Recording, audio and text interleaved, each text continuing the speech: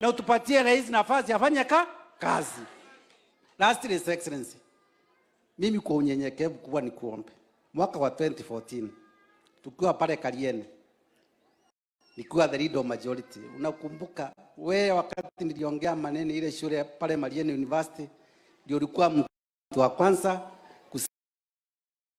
kusema tusaidie na tujenge hiyo shule.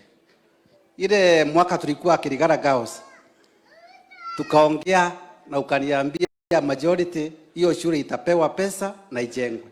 Ile shule ilipewa 640 million na imejengwa, imebaki kidogo. Ile siku tulikuwa bure, tulikuwa tumeambiwa tutapata pesa yote.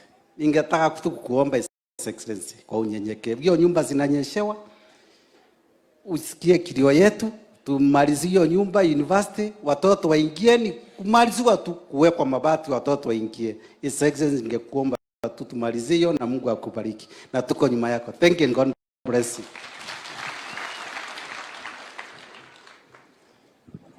Asante Rais na naibu wako.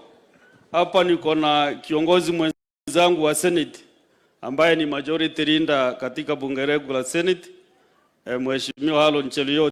Sijui tutafanyaje, nasikia muda imekataa kuja hapa. Karibu wasalimie wa kuona kiongozi yangu.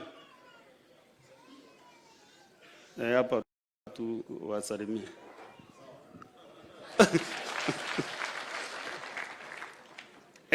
Rais na naibu wako, kwanza kabisa nataka kushukuru wewe sababu unafanya kazi na sisi wote viongozi wa Meru. Kutoka wale walikuwa na upeo Jubilee, tumeungana sote, tuungane ndio tuweze kushikilia serikali yako. Sio wajumbe peke yake. Nafurahi pia vile watu wote wale wanafanya kwa serikali tuko pamoja.